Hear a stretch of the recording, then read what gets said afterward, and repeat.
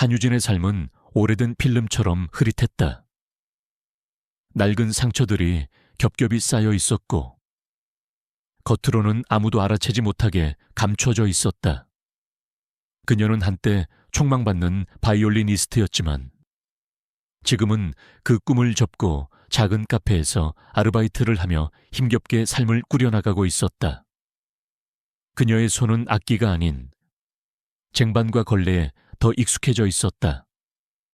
그녀의 삶은 모든 것이 불확실했고 그녀의 미래는 안개 속에 갇힌 듯했다. 그녀는 자신이 걸어가는 길이 어디로 향하는지 알 수 없었지만 멈출 수도 없었다.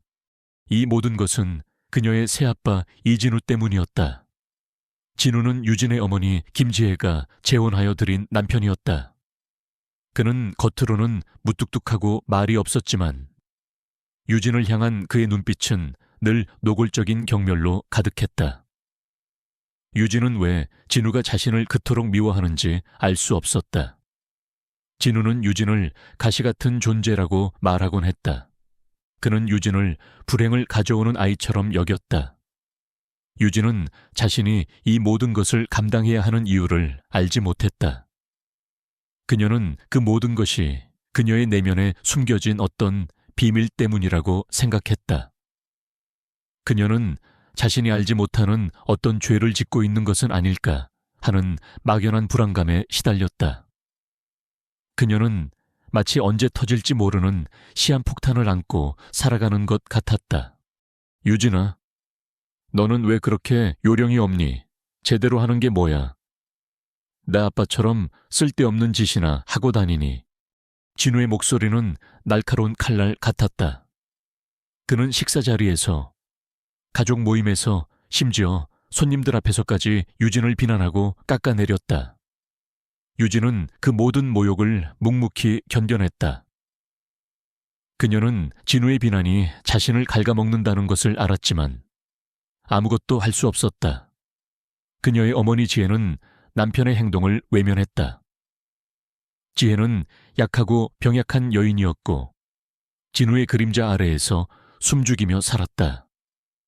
그녀는 남편과 딸 사이의 갈등을 중재하려 하지 않았다. 그녀의 침묵은 유진에게 더 큰 상처를 남겼다.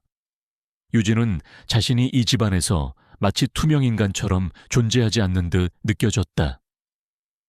그녀는 낡은 집에서 홀로 고독하게 살았다. 그녀의 삶은 모든 것이 불확실했고 그녀의 미래는 안개 속에 갇힌 듯했다. 그녀는 자신이 걸어가는 길이 어디로 향하는지 알 수 없었지만 멈출 수도 없었다. 유진은 늘 자신을 불행을 가져오는 존재라고 생각했다. 그녀의 친아빠는 그녀가 어릴 적 불의의 사고로 세상을 떠났다.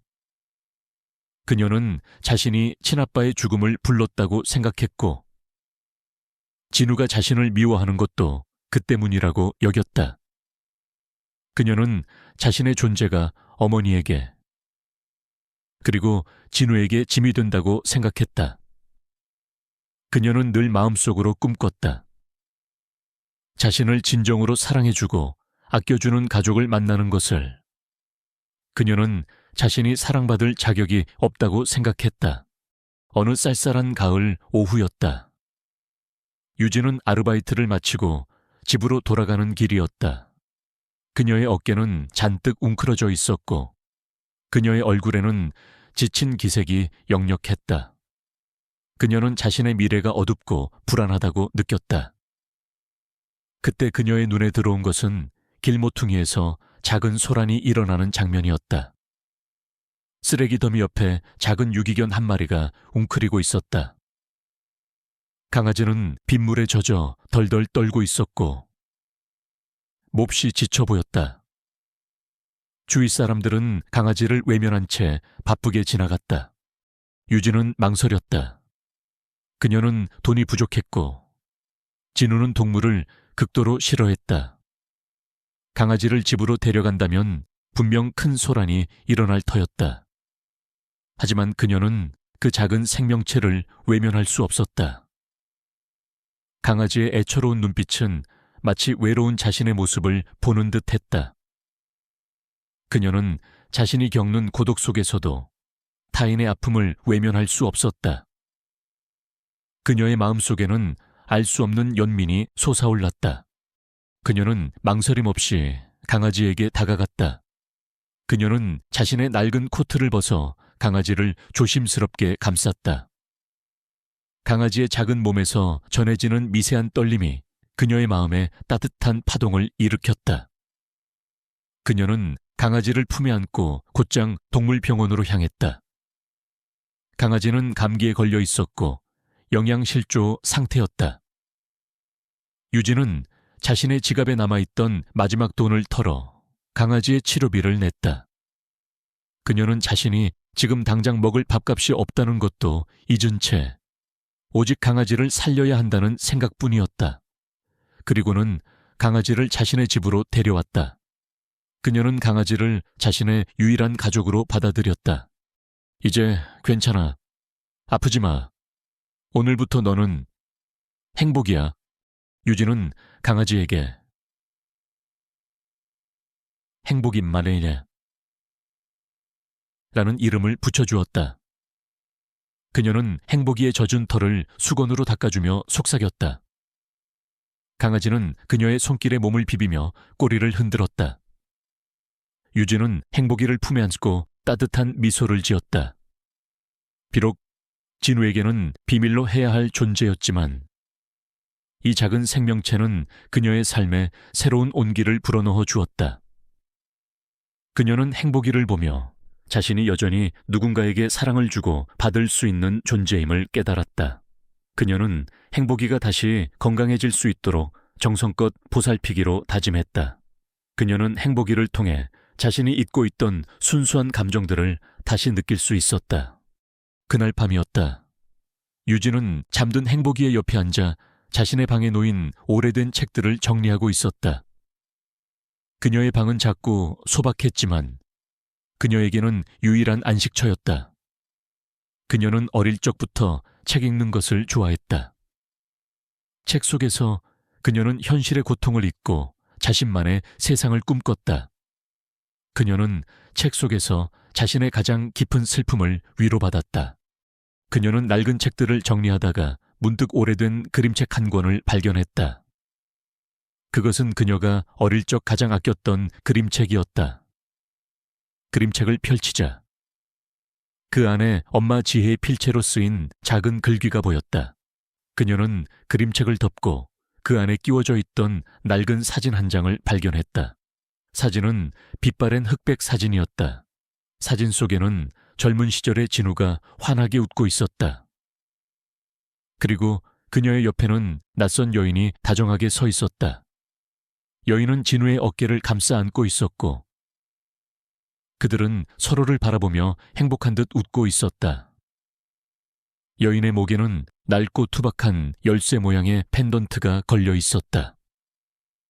그 열쇠 펜던트는 마치 고대 유물처럼 신비로웠다. 유진은 사진 속 여인이 누구인지 알 수 없었다. 진우에게는 자신 외에 다른 여자 관계에 대해 아는 것이 없었다. 그는 늘 무뚝뚝하고 차가웠기에 이런 다정한 모습은 상상조차 할 수 없었다. 그리고 그 여인의 목에 걸린 열쇠 펜던트. 유진은 왠지 모를 불안감에 휩싸였다. 그녀는 사진 속 여인의 얼굴에서 알 수 없는 익숙함을 느꼈다. 왠지 모르게 그 여인의 눈빛이 자신과 닮아 있는 것 같았다. 그리고 문득 그녀는 진우가 항상 목에 차고 다니던 낡고 투박한 자물쇠 모양의 펜던트를 떠올렸다. 진우는 잠이 들 때도 그 자물쇠의 펜던트를 몸에서 떼어놓지 않았다. 유진은 그 자물쇠에 펜던트가 열쇠 펜던트와 똑같은 재질과 디자인이라는 것을 기억해냈다. 마치 하나의 세트처럼 그녀는 두 펜던트를 합치면 하나의 온전한 형태가 될 것 같다는 알 수 없는 예감을 느꼈다. 이 펜던트들이 진우의 숨겨진 과거와 연결되어 있을지도 모른다는 섬뜩한 가설이 그녀의 머릿속을 스쳐 지나갔다. 유진은 사진을 다시 책 속에 넣고 책을 조심스럽게 제자리에 놓았다. 그녀는 진우에게 이 사진에 대해 물어볼까 잠시 망설였지만 차마 용기가 나지 않았다. 그녀는 그 사진이 진우의 숨겨진 과거와 연결되어 있을지도 모른다는 막연한 예감을 느꼈다. 그녀는 이 모든 것이 그녀의 삶과 가족의 관계에 어떤 의미를 가져올지 전혀 알지 못한 채 그저 묵묵히 자신의 역할을 다하고 있었다. 그녀의 삶은 겉으로는 평온했지만 그 안에는 거대한 폭풍의 씨앗이 조용히 싹트고 있었다. 그녀는 이 희미한 사진 한 장과 여인의 목에 걸린 작은 펜던트가 그들의 모든 것을 뒤흔들 거대한 변화의 시작점이 될 것이라는 것을 직감했다. 그녀는 그 진실이 무엇일지 알지 못한 채 다만 불안한 마음으로 잠이 들었다. 한서연의 삶을 지배하던 고요함은 낡은 사진 속 낯선 남자의 팔찌 문양과 남편 김민준의 차가운 눈빛이 만들어내는 미묘한 불균형으로 인해 흔들리기 시작했다. 그것은 마치 잊혀진 과거의 문을 두드리는 듯한 알 수 없는 신호였지만 서연은 그 의미를 알지 못했다. 그녀는 그저 매일 반복되는 단조로운 일상과 민준의 무관심 속에서 고군분투할 뿐이었다. 그녀는 왠지 모를 불안감에 사로잡혀 있었다. 그녀는 그 사진이 민준의 숨겨진 과거와 연결되어 있을 것이라고는 상상조차 하지 못했다. 어느 날 저녁이었다. 서연은 여느 때처럼 거실에서 홀로 저녁 식사를 하고 있었다. 민준은 늦는다는 문자 한 통만 보내고는 돌아오지 않았다. 접시에 부딪히는 숟가락 소리만이 고요한 저택을 채웠다. 식사를 마치고 거실로 나와 소파에 앉으려는데 민준의 휴대폰이 소파 옆 테이블에 놓여 있는 것을 발견했다. 민준은 늘 휴대폰을 몸에서 떼어놓지 않았기에 서연은 의아하게 생각했다. 그의 휴대폰은 그의 분신과도 같았다. 그녀는 휴대폰을 집어들었다. 순간 진동이 울렸다. 화면에는 김유라라는 이름이 선명하게 떠 있었다. 김유라는 민준의 비서였다. 서연은 평소에도 유라와 민준의 관계가 심상치 않다는 것을 어렴풋이 느끼고 있었다. 둘은 지나치게 다정했고 유라는 민준을 바라보는 눈빛이 남달랐다. 하지만 서연은 자신의 불안감을 애써 외면하려 애썼다. 그녀는 민준이 자신을 진심으로 사랑한다고 믿고 싶었다. 그녀는 그들의 관계가 단순한 상사와 부하 직원 관계일 것이라고 스스로를 속였다. 휴대폰 화면에는 유렉에서 온 메시지가 있었다. 본부장님, 오늘 너무 행복했어요. 부인분께는 잘 말씀드리고 오셨겠죠. 서연의 심장이 쿵 하고 떨어졌다. 그녀는 자신이 본 것을 믿을 수 없었다. 손이 떨렸다. 서연은 감히 상상조차 할 수 없었던 진실이 눈앞에 펼쳐지는 것을 느꼈다. 민준이 바람을 피우고 있었다. 그것도 자신의 비서와. 그녀의 세상이 한순간에 산산조각 나는 듯했다. 그녀는 곧바로 휴대폰을 들고 민준의 통화 기록과 메시지 기록을 확인했다. 최근 몇 달간 민준과 유라는 거의 매일 밤늦게까지 통화했고 다정한 내용의 메시지를 수없이 주고받았다. 그들의 대화는 연인들의 대화와 다름없었다. 그녀는 충격에 휩싸였다. 자신의 모든 세상이 한순간에 무너져 내리는 듯했다. 지난 세월 동안 그녀가 느꼈던 불안감과 외로움이 사실은 이 모든 불행의 전조였던 것이다. 그녀는 자신이 얼마나 어리석었는지 깨달았다. 그녀는 자신이 완벽한 아내의 가면을 쓰고 살았지만 그 가면이 산산조각 나는 것을 느꼈다. 서연의 눈에서는 뜨거운 눈물이 봇물처럼 쏟아져 내렸다. 그녀는 배신감과 함께 형언할 수 없는 고통을 느꼈다. 자신이 그토록 사랑했던 남편에게 버림받았다는 사실에 그녀는 절망했다. 그녀는 울고 싶었지만 목소리조차 나오지 않았다. 그녀는 침대에 주저앉아 온몸을 떨었다. 그녀는 자신이 그 모든 것을 감당할 수 없을 것이라고 생각했다. 그날 이후 서연의 삶은 완전히 뒤바뀌었다. 그녀는 민준을 볼 때마다 끓어오르는 분노와 배신감을 느꼈다. 하지만 그녀는 겉으로 아무것도 내색하지 않았다. 그녀는 복수를 다짐했다. 민준이 자신에게 가했던 모든 고통을 똑같이 돌려주겠다고 다짐했다. 그녀는 더 이상 과거의 나약한 한서연이 아니었다. 그녀는 이제 복수의 화신으로 변모했다. 그녀의 마음속에는 차가운 칼날이 번뜩였다.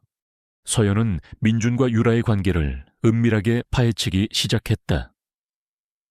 그녀는 민준의 휴대폰 기록, 카드 사용 내역, 그리고 회사 동료들과의 대화를 몰래 녹음했다.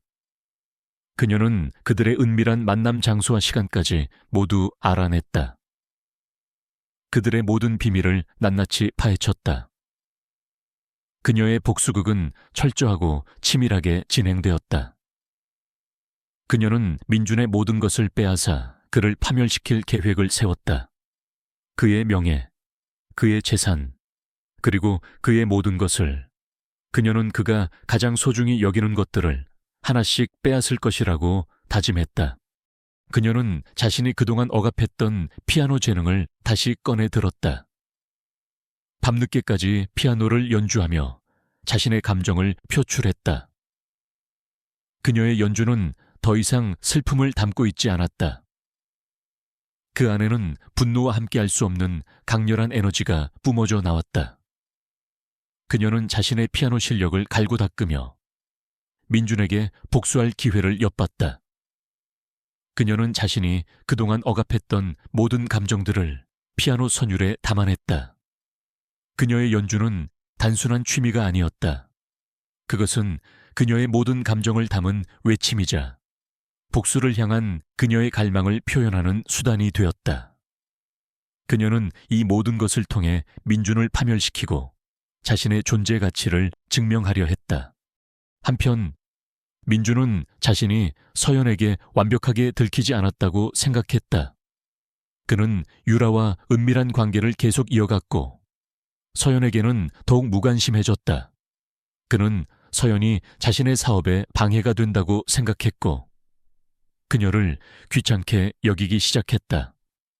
그는 유라와 결혼하여 새로운 가정을 꾸릴 생각에 들떠 있었다. 유라는 민준의 재산을 노리고 그에게 의도적으로 접근했다. 그녀는 민준을 조종하여 서연을 이혼시키고 모든 재산을 자신에게 넘기려 했다. 그녀의 탐욕스러운 눈이 번들거렸다. 본부장님, 부인분과는 언제쯤 정리하실 거예요? 저는 이제 더 이상 기다릴 수 없어요. 저는 본부장님과 함께 행복한 가정을 꾸리고 싶어요. 유라는 민준에게 애교 섞인 목소리로 말했다. 민준은 유라의 말에 흔들렸다. 그는 서연과 이혼하고 유라와 결혼하여 새로운 삶을 시작하고 싶었다. 그는 유라가 자신에게 진정한 사랑을 준다고 믿었다. 민준은 서연에게 이혼을 요구하기 시작했다. 그는 서연이 자신의 사업에 방해가 된다고 말하며 그녀에게 빨리 이혼해 줄 것을 종용했다. 그는 서연에게 위자료 한 푼도 주지 않고 이혼하려 했다. 서연아, 우리 이제 그만하는 게 좋겠어. 서로에게 상처만 될 뿐이야. 조용히 이혼하고 각자의 길을 가는 게 현명할 것 같아. 민준의 목소리는 차갑고 단호했다. 서연은 그의 말에 비웃었다. 조용히 당신이 저지른 짓을 조용히 끝낼 수 있을 것 같아요. 서연은 이미 모든 것을 알고 있었다. 그녀는 민준의 외도 증거를 모두 확보해 두었다. 그녀는 민준이 자신을 철저히 속였다는 사실에 분노했다.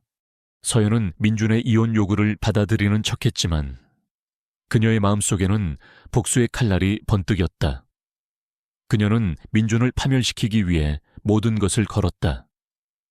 그녀는 그가 가장 아끼는 명예와 재산을 빼앗을 계획을 세웠다. 그녀는 자신이 10년 전 아버지의 서재에서 발견했던 낡은 사진을 다시 떠올렸다. 사진 속 낯선 남자의 팔찌 문양, 그리고 아버지 한태우가 항상 손목에 차고 다니던 반지, 그리고 그 반지에 새겨진 독특한 고대 문양. 그녀는 그 문양들이 단순한 장식이 아니라 어떤 중요한 의미를 가지고 있음을 직감했다. 서연은 자신이 그동안 무심코 넘겼던 부모님의 묘한 거리감, 그리고 아버지의 반지와 사진에 대한 비밀이 이 모든 복수극과 연결되어 있을지도 모른다는 막연한 예감을 느꼈다. 그녀는 복수를 통해 모든 것을 밝혀낼 것이라고 결심했다. 그녀는 자신의 삶을 뒤흔들 거대한 폭풍의 시작점에 서 있었다. 그녀는 더 이상 평범한 삶으로 돌아갈 수 없었다. 그녀는 자신의 명예를 되찾고 민준에게 복수하기 위해 이 모든 여정을 시작해야만 했다. 그녀의 눈빛은 복수심과 함께 알 수 없는 진실을 향한 강렬한 갈망으로 불타올랐다. 그녀는 자신이 상상조차 하지 못했던 자신의 출생의 비밀과 마주하게 될 것이라는 사실을 전혀 알지 못한 채 말이다. 한서연의 복수극은 철저하고 치밀하게 진행되었다. 그녀는 남편 김민준의 외도 증거를 꼼꼼하게 수집하며 그가 가장 아끼는 명예와 재산을 빼앗을 계획을 세웠다. 민준은 서연이 자신의 외도를 전혀 눈치채지 못했다고 생각하며 김유라와 은밀한 관계를 이어갔지만 서연의 칼날은 이미 그의 목덜미에 닿아 있었다. 서연의 분노는 그녀를 집요하게 만들었다. 그녀는 민준이 자신에게 가했던 모든 고통을 똑같이 돌려주겠다고 다짐했다. 지민은 자신의 복수극을 공개적으로 시작하기 위해 잊고 지냈던 피아노 재능을 다시 꺼내 들었다. 그녀는 민준이 주요 후원사로 참여하는 자선 피아노 콘서트에 참가 신청을 했다. 민준은 서연이 콘서트에 참가한다는 사실에 의아하게 생각했지만 그녀가 다시 피아노를 친다는 것에 큰 의미를 두지 않았다. 그는 서연이 자신의 재능을 과시하려는 것일 뿐이라고 생각하며 비웃었다. 그의 오만함은 그를 파멸로 이끌고 있었다.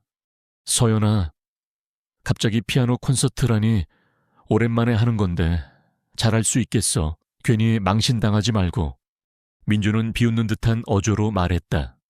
그의 눈빛에는 서연을 향한 무시가 가득했다. 서연은 그런 민준을 보며 차가운 미소를 지었다. 그녀는 민준의 비웃음이 곧 그의 발목을 잡을 것이라는 것을 알고 있었다. 그녀는 그의 모든 것을 파멸시킬 계획을 세웠다. 콘서트 당일, 강당은 후원사 관계자들과 언론인들로 가득 찼다. 민준은 김유라를 자신의 비서 자격으로 대동하고 참석했다. 그는 유라의 손을 잡고 사람들에게 그녀를 든든한 조력자라고 소개하며 떳떳하게 외도를 과시했다. 서연은 그 모든 광경을 무대 뒤에서 지켜봤다. 그녀의 마음속에는 분노가 들끓었다. 그녀는 그들을 무대 위에서 철저히 망신줄 계획을 세웠다. 그녀는 민준이 가장 소중히 여기는 명예를 짓밟고 유라의 위선적인 가면을 벗겨낼 것이었다. 그녀의 복수는 완벽해야 했다. 서연은 무대 위로 걸어나갔다. 그녀의 얼굴은 평온했지만 그녀의 눈빛은 불꽃처럼 타올랐다. 그녀는 건반 앞에 앉아 심호흡을 했다. 그녀의 손은 떨렸지만 그녀의 마음은 굳건했다. 그녀는 민준과 유라의 시선을 느꼈다. 그들은 서연의 연주가 지루하거나 형편없을 것이라고 예상하는 듯했다. 그들은 서연이 자신들에게 감히 대항할 수 없다고 생각했다. 서연은 피아노 연주를 시작했다. 그녀의 손끝에서 뿜어져 나오는 선율은 처음에는 잔잔했지만 이내 폭풍처럼 휘몰아쳤다. 그녀는 자신의 모든 감정, 즉 배신감, 분노, 슬픔, 그리고 복수심을 피아노 선율에 담아냈다. 그녀의 연주는 단순한 음악이 아니었다.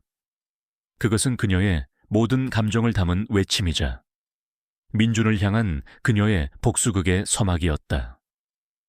강당에 모인 사람들은 서연의 예상치 못한 연주 실력에 놀라움을 금치 못했다. 그들은 그녀의 연주에 압도되었다. 그들은 서연이 단순한 내조하는 아내가 아니라 숨겨진 재능을 가진 예술가라는 것을 깨달았다. 그녀의 연주는 그들의 영혼을 울리는 듯했다. 그녀의 연주가 절정에 다다랐을 때였다. 서연은 격정적으로 피아노를 연주하며 팔을 높이 들어 올렸다. 그 순간 그녀의 셔츠 소매가 살짝 걷어 올려졌다. 그녀의 손목에 차고 있던 아버지 한태호의 낡은 반지가 드러났다. 반지는 오랜 세월의 흔적인지 빛이 발에 있었지만 그 위에 새겨진 독특한 고대 문양은 무대 조명 아래 희미하게 빛났다. 서연은 자신이 무의식적으로 반지를 드러냈다는 사실을 알지 못했다. 그녀는 연주에 완전히 몰입해 있었다. 그녀의 모든 의식은 음악에 집중되어 있었다. 김민주는 서연의 연주에 놀라움을 금치 못하고 있었다. 그는 서연이 이렇게 뛰어난 피아니스트였다는 사실을 잊고 있었다. 그때 그의 시선이 무심코 서연의 손목에 닿았다. 그의 눈이 휘둥그레졌다. 서연의 반지에 새겨진 독특한 문양. 그는 그 문양을 보자마자 알 수 없는 불안감에 휩싸였다. 그는 그 문양이 의미하는 바를 어렴풋이 짐작하는 듯했다. 그것은 그가 어린 시절 읽었던 오래된 책에서 보았던 어떤 비밀스러운 상징과 흡사했다. 그의 심장이 쿵 하고 떨어지는 듯했다.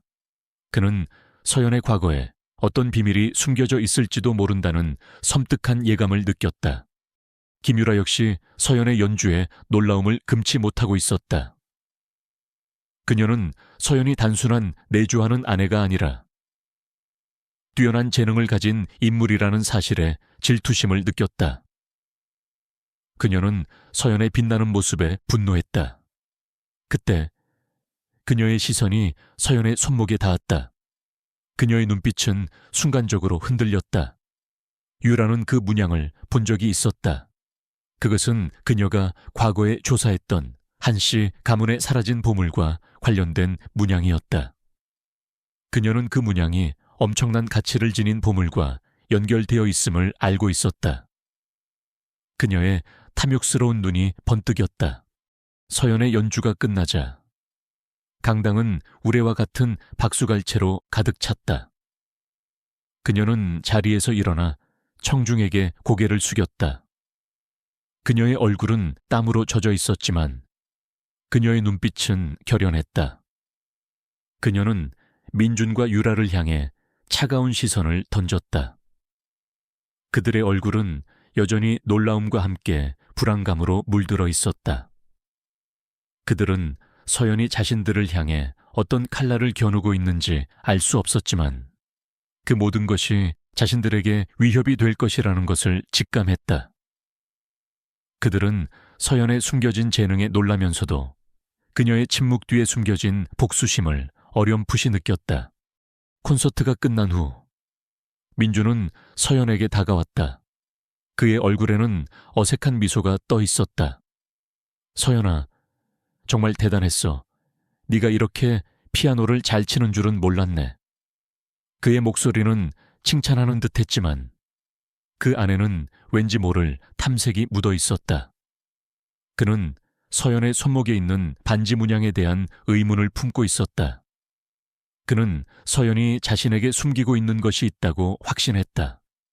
그는 서연의 과거를 파헤쳐야 한다는 강박에 사로잡혔다. 김유라는 서연의 피아노 실력과 그녀의 손목에 있는 반지 문양에 대한 정보를 수집하기 시작했다. 그녀는 서연이 자신의 계획을 방해할지도 모른다는 불안감을 느꼈다. 유라는 민준에게 서연의 과거를 조사해달라고 종용했다. 그녀는 서연의 과거를 파헤쳐 그녀를 파멸시키고 민준의 모든 재산을 가로챌 계획을 세웠다. 본부장님, 부인분 손목에 있는 반지, 뭔가 이상하지 않아요. 저 문양 어디서 많이 본 것 같은데 혹시 부인분 과거에 대해 아는 게 있으세요? 유라의 목소리에는 의심이 가득했다. 민주는 유라의 말에 동조했다. 그는 서연의 과거에 대해 아는 것이 거의 없었다. 서연은 늘 부모님의 사랑을 받으며 자랐다고만 알고 있었지만 그녀의 부모님은 자신들의 과거에 대해 거의 이야기하지 않았다. 민주는 유라의 요청에 따라 서연의 부모님 한태호와 김민영의 과거를 조사하기 시작했다. 그는 이 모든 것이 서연의 복수극과 연결되어 있을지도 모른다는 막연한 불안감을 느꼈다.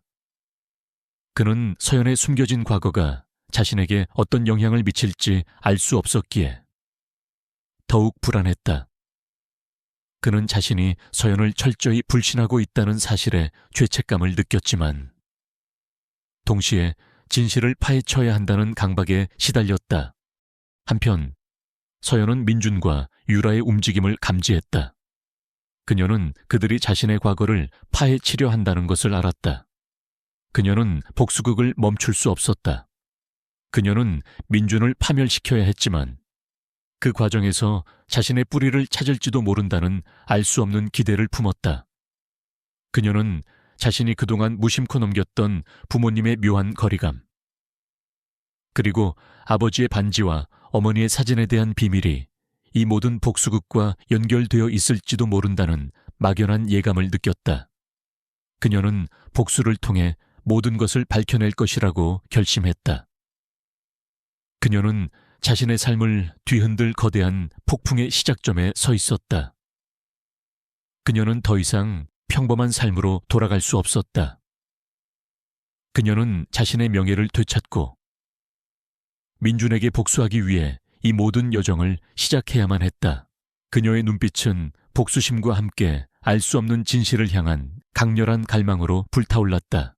그녀는 자신이 상상조차 하지 못했던 자신의 출생의 비밀과 마주하게 될 것이라는 사실을 전혀 알지 못한 채 말이다. 한서연의 피아노 연주는 김민준과 김유라의 심장을 뒤흔들었다. 그들은 서연의 예상치 못한 재능과 그녀의 손목에 있는 반지 문양에 대한 의문을 품기 시작했다. 유라는 자신의 계획이 틀어질까봐 불안해하며 서연의 과거를 낱낱이 파헤치려 했다. 그녀는 사설 탐정을 고용하여 서연의 부모님 한태호와 김민영의 과거를 조사하기 시작했다. 이 모든 것은 서연의 복수극이 예상치 못한 방향으로 흐르고 있음을 암시했다. 서연아, 요즘 기분 좋아 보이네. 혹시 숨기는 거라도 있어? 민주는 서연에게 다가와 비아냥거렸다. 그의 눈빛에는 탐색과 함께 의심이 깃들어 있었다.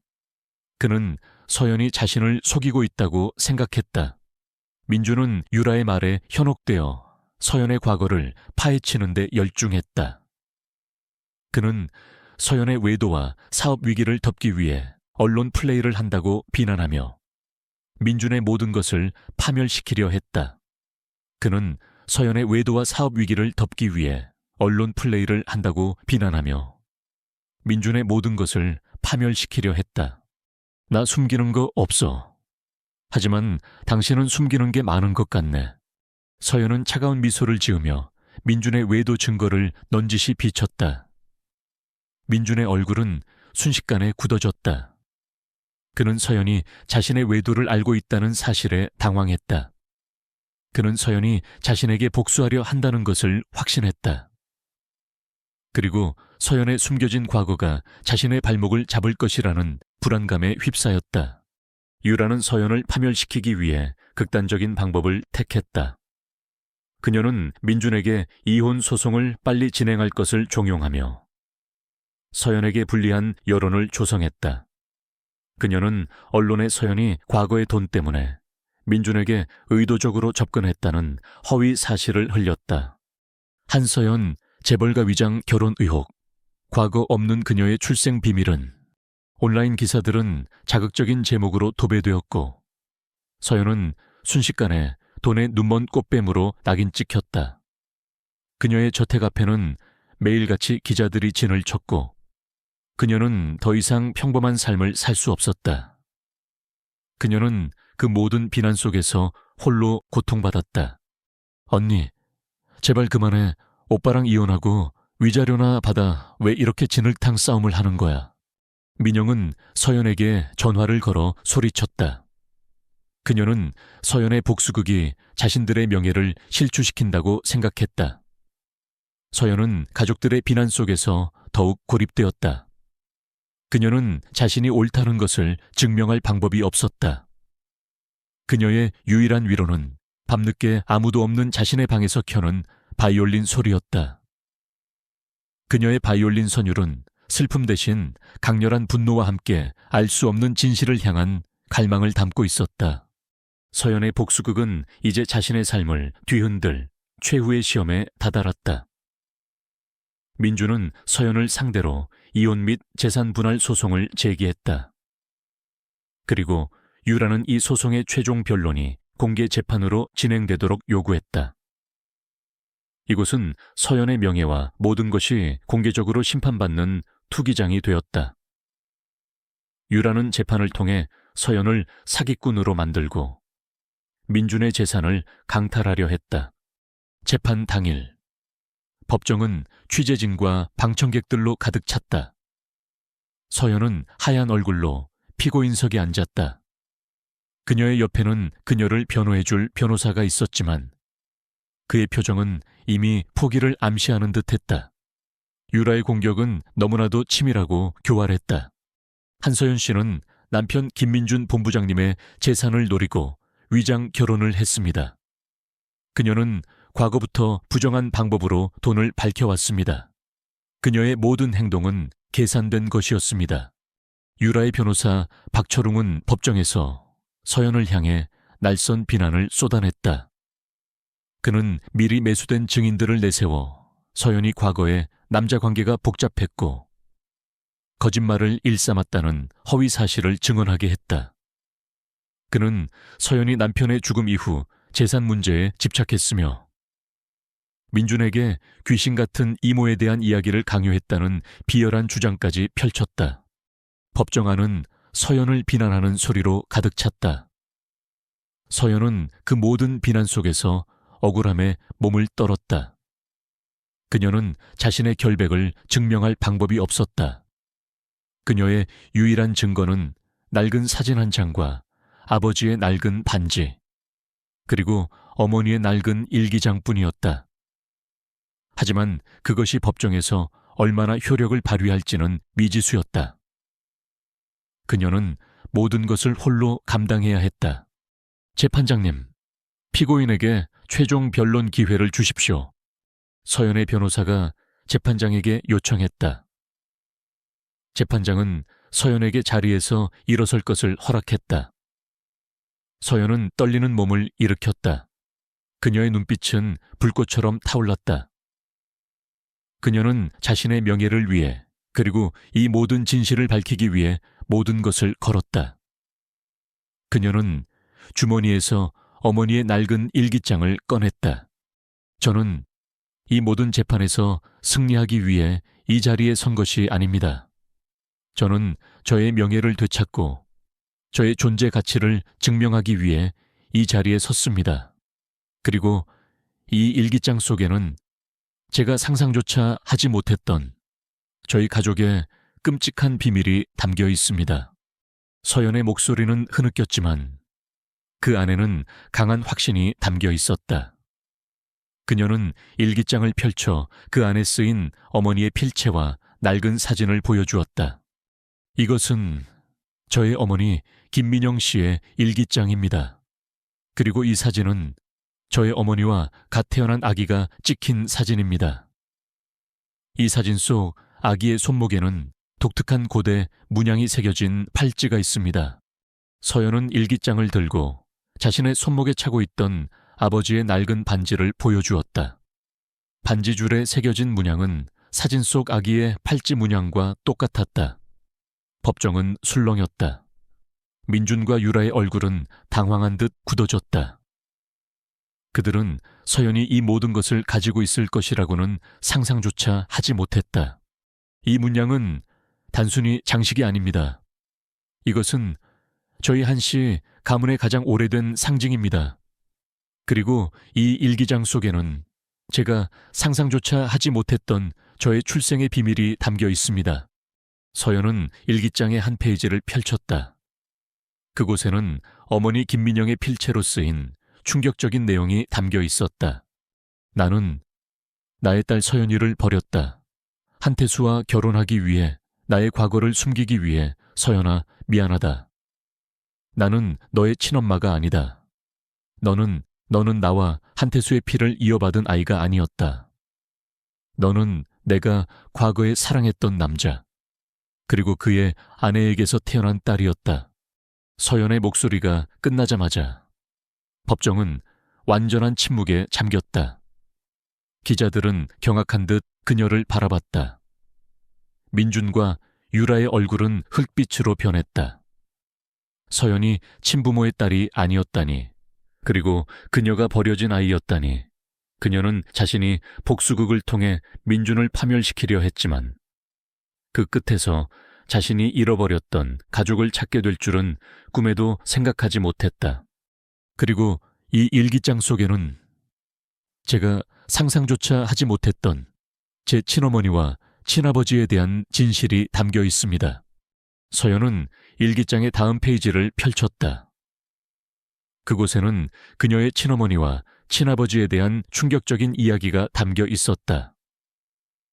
그리고 그 모든 진실은 민준과 유라의 외도를 넘어서는 더욱 거대한 복수의 서막을 알리고 있었다. 서연은 이 모든 것을 밝히기 위해 최후의 싸움에 홀로 맞서야 했다.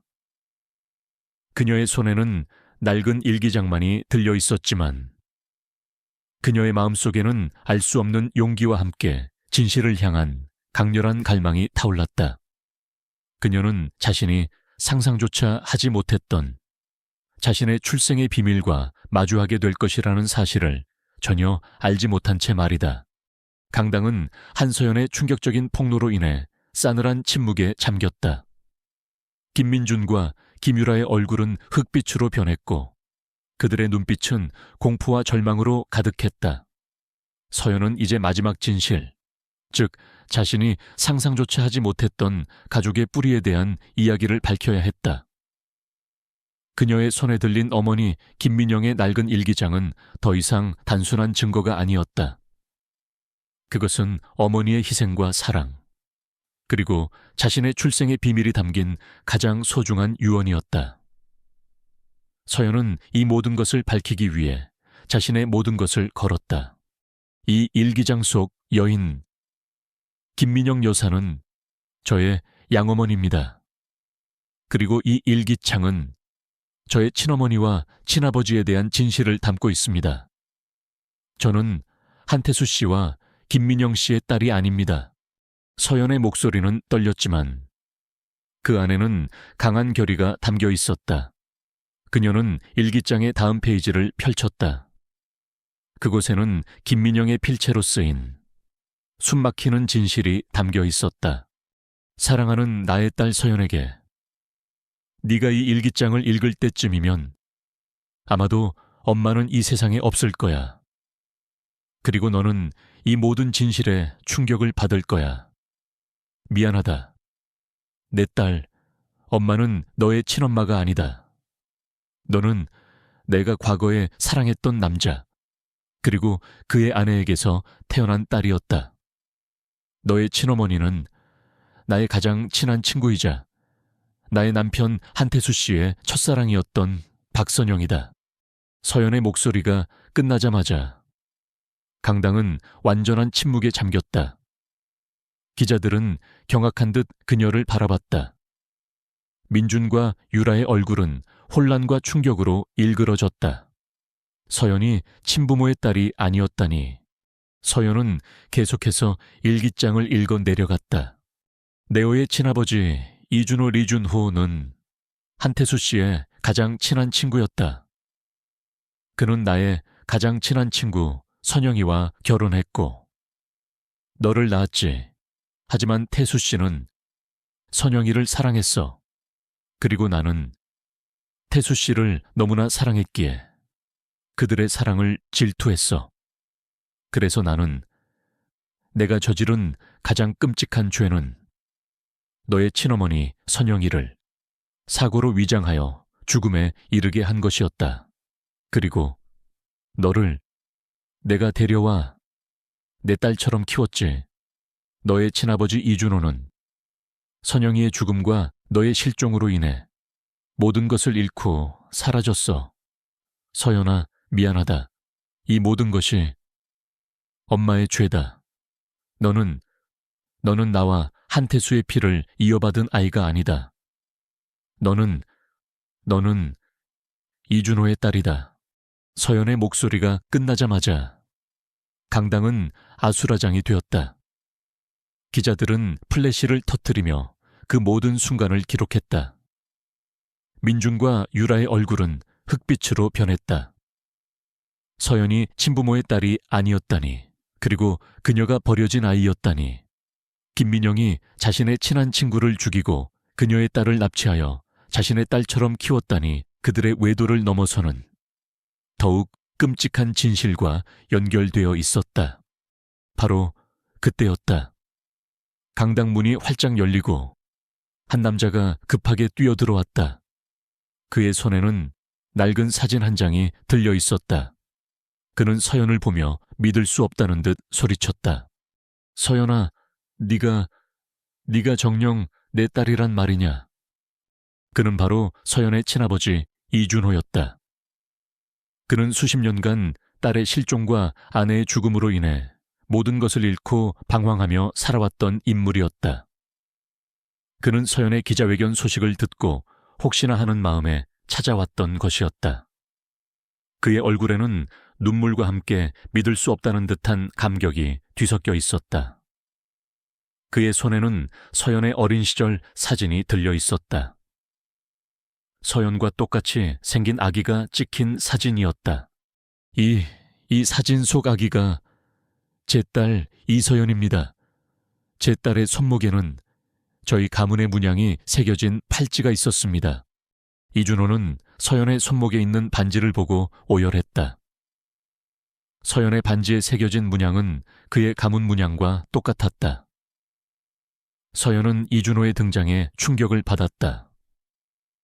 자신이 그토록 그리워했던 친아버지. 그는 자신의 모든 것이었다. 그녀는 이준호의 품에 안겨 오열했다. 민준과 유라는 이 모든 충격적인 진실 앞에서 멍하니 서 있었다. 민준의 얼굴에는 절망과 함께 모든 것을 잃었다는 비참함이 서려 있었다.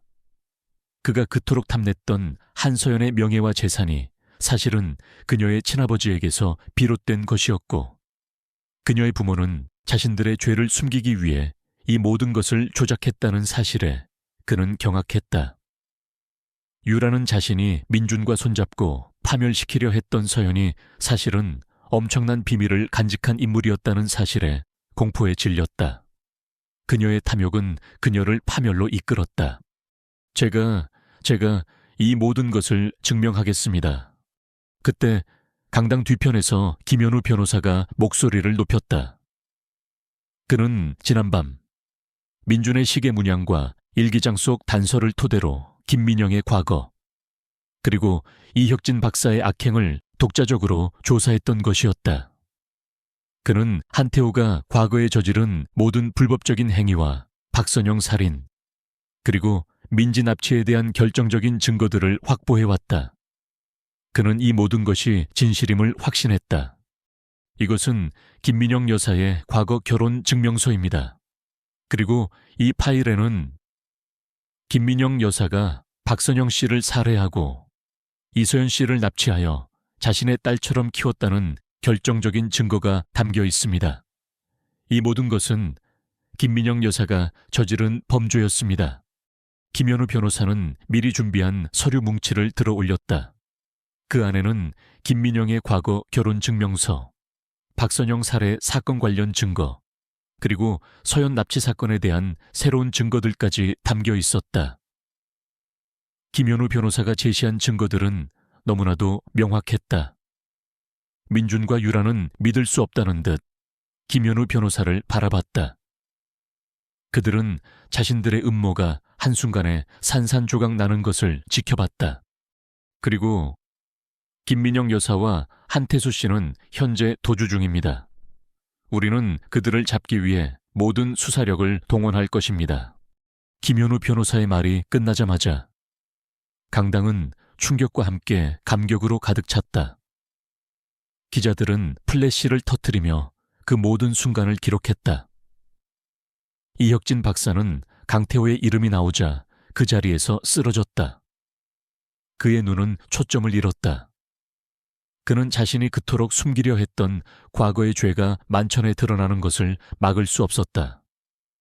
그는 자신이 강태호의 하수인이었음을 알고 있었다. 바로 그 순간 강당 밖에서 희미한 목소리가 들려왔다.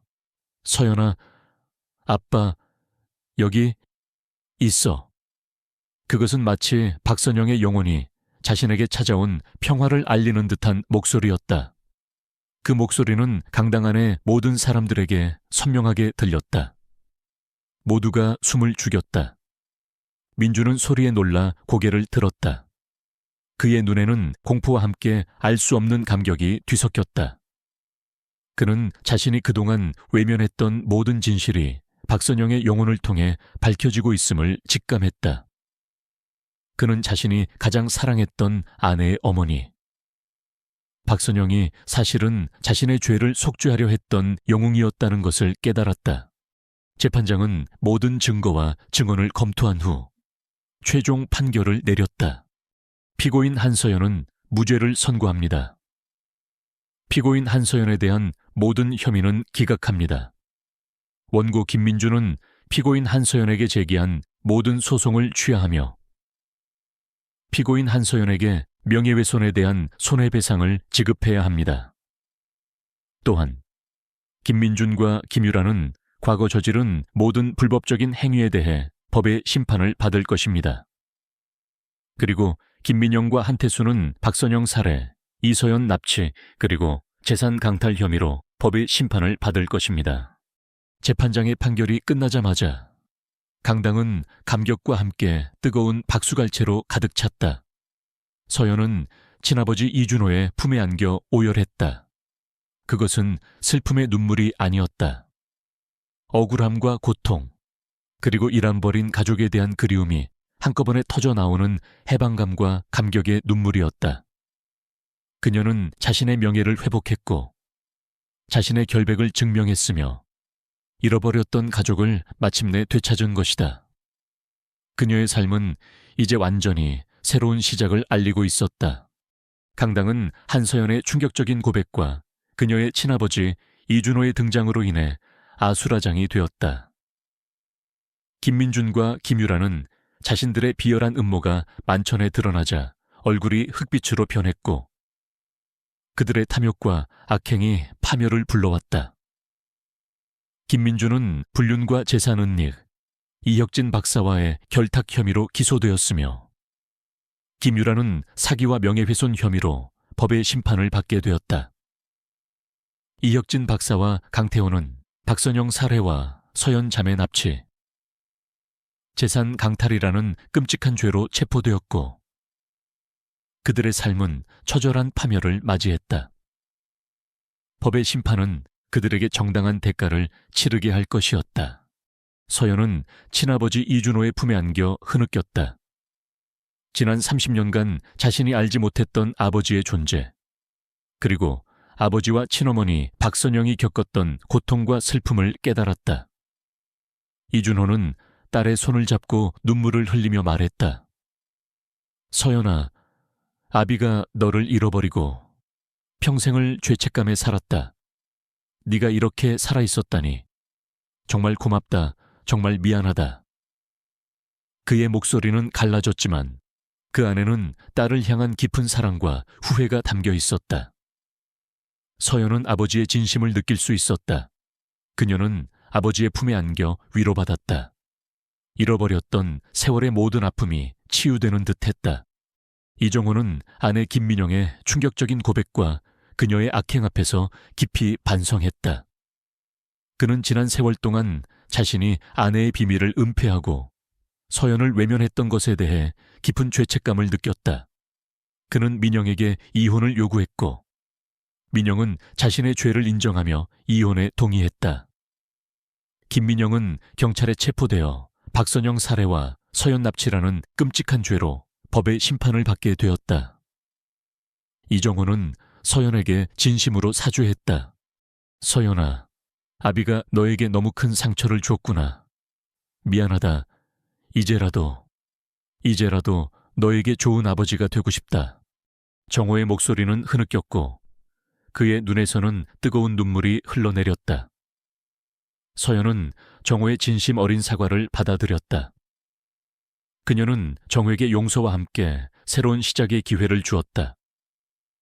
그녀는 자신이 외면당했던 것이 아니라 그들 모두가 거대한 비밀의 희생양이었음을 이해했다. 그들의 관계는 이제 과거의 그림자를 벗어나 진정한 가족애로 거듭났다. 법정 판결 이후 김민준의 모든 재산은 사회에 환원되었다. 그가 불법적으로 가로챘던 강태호의 재산은 정당하게 민준에게 상속되었다. 민준은 명예와 함께 막대한 재산을 상속받았지만 그 부에 매달리지 않았다. 그는 재산을 사회에 환원하고 자신과 어머니처럼 아픔을 겪는 이들을 돕는 데 사용하기로 결심했다. 서연은 친아버지 이준호와 함께 박선영 희망재단을 설립했다. 재단은 3가지 중요한 목표를 가지고 있었다. 첫째, 박선영처럼 억울하게 희생된 이들을 돕고 그들의 명예를 회복하며 정의를 실현하는 것이었다. 둘째, 민준처럼 가족의 비밀과 아픔으로 인해 고통받는 이들을 돕고 그들이 치유와 용서를 통해 새로운 삶을 시작할 수 있도록 돕는 것이었다. 셋째, 예술을 통해 사람들에게 위로와 희망을 전하고 예술을 통한 치유를 실현하는 것이었다. 서연은 재단을 통해 친어머니 박선영의 비극적인 삶을 기억하고 그들의 아픔을 다른 이들을 돕는 데 사용하며 그들에게 희망을 주고자 했다. 이준호는 박선영 희망재단의 총괄 이사로서 재단의 모든 프로그램을 진두지휘했다. 그는 자신의 잃어버렸던 딸을 되찾은 감격과 아내 선영의 억울함을 풀어주고 싶다는 강한 의지를 바탕으로 재단 운영에 모든 것을 바쳤다. 그는 재단을 통해 진실의 힘과 용서의 가치를 세상에 전하고 싶었다. 김현우 변호사는 박선영 희망재단의 법률 자문으로 활동하며 서연과 이준호를 도왔다. 그는 자신의 지식과 경험을 통해 재단의 모든 법적인 문제를 처리하고 사회적 약자들을 돕는 데 헌신했다. 그는 서연과 이준호의 진심에 감동하며 그들의 선한 영향력이 세상에 널리 퍼지기를 바랐다. 강민준과 김유라는 자신들의 죄에 대한 대가를 치르고 사회에서 완전히 매장되었다. 그들의 탐욕과 위선은 파멸을 불러왔고 그들의 이름은 이제 악행의 대명사가 되었다. 그들의 소식은 더 이상 서연의 삶에 어떤 영향도 미치지 않았다. 서연은 그들을 용서했다. 복수심 대신 그녀는 나눔과 사랑의 가치를 실현하는 데 모든 것을 바쳤다. 한지은, 민준의 전 아내는 박선영 희망재단의 협력사 대표로 활동하며 서연과 이준호의 사업을 도왔다. 그녀는 자신의 음악치료센터를 통해 트라우마를 겪는 환자들에게 음악을 통한 치유를 제공했다. 그녀는 서연과 이준호를 진심으로 존경하고 지지했으며 그들은 서로에게 든든한 조력자이자 동반자가 되었다. 그녀는 민준과의 관계에서 상처를 받았지만 그 끝에서 진정한 자신을 찾고 새로운 삶을 시작할 수 있었다. 서연은 이제 더 이상 완벽주의라는 틀에 갇혀 있지 않았다. 그녀는 자신의 뿌리를 찾고 자신의 가치를 증명했으며 새로운 사명을 부여받은 강인한 여인이 되었다. 그녀는 자신의 모든 것을 걸고 더 나은 세상을 만들기 위해 나아갈 준비를 마쳤다. 그녀의 삶에는 이제 새로운 평화가 찾아왔다. 그것은 단순히 복수극의 끝이 아니었다. 잃어버린 진실을 찾아내고 상처를 치유하며 새로운 가족을 맞이하고 그리고 타인을 용서한 완전하고 진정한 평화였다. 5년의 세월이 흐른 뒤 한서연의 삶은 과거의 어둠과 복수심이라는 그림자에서 완전히 벗어나 눈부신 빛을 발하고 있었다. 그녀는 더 이상 낡은 저택에 갇혀 슬픔에 잠겨있던 여인이나 외도한 남편에게 복수하려던 피폐한 존재가 아니었다.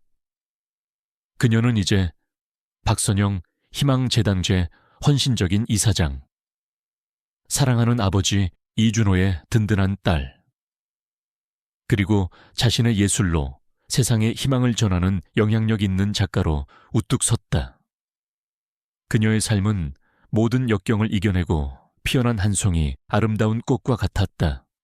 박선영 희망재단은 서연의 지휘 아래 눈부신 성장을 거듭했다. 재단은 이진우에게서 되찾은 강태호의 유산과 박선영의 숨겨진 재산을 바탕으로 트라우마로 인해 기억 상실증을 겪는 환자들을 위한 최첨단 심리치료 및 재활 프로그램을 운영했다. 서연은 자신의 경험을 통해 이 분야의 중요성을 깨닫고 재단 내에 전문 연구소를 설립하여 기억 회복 연구에 막대한 투자를 아끼지 않았다. 재단은 또한 불의의 사고나 범죄로 인해 가족을 잃거나 실종된 이들을 돕고 그들이 다시 사회로 복귀할 수 있도록 돕는 데 헌신했다. 서연은 재단을 통해 친어머니 박선영의 비극적인 삶을 기억하고 그들의 아픔을 다른 이들을 돕는 데 사용하며 그들에게 희망을 주고자 했다. 서연은 자신의 그림 재능을 활용하여 재단의 모든 홍보물과 교육 자료를 직접 디자인했다. 그녀의 섬세하고 따뜻한 그림들은 재단의 상징이 되었고 많은 사람들에게 위로와 용기를 주었다. 그녀는 또한 재단 산하에 치유의 공간 아틀리에를 설립하여 재능 있는 젊은 예술가들에게 무료로 작업 공간과 멘토링을 제공했다. 그녀는 자신이 과거에 겪었던 어려움을 다른 이들이 겪지 않도록 돕고 싶었다. 이곳은 그녀의 어린 시절 꿈을 실현하는 공간이자 예술을 통한 치유의 장이 되었다. 이준호는 박선영 희망재단의 든든한 동반자가 되어주었다. 그는 딸 서연이 밝혀낸 진실 덕분에 자신의 명예를 회복했고 과거의 어둠에서 벗어나 새로운 삶을 살기 시작했다. 그는 딸의 선한 영향력을 보며 진정한 행복을 느꼈다. 그는 재단의 총괄 이사로서 서연과 함께 모든 프로그램을 진두지휘했다. 이정호는 재단의 후원 이사로서 서연과 이준호를 묵묵히 지지했다.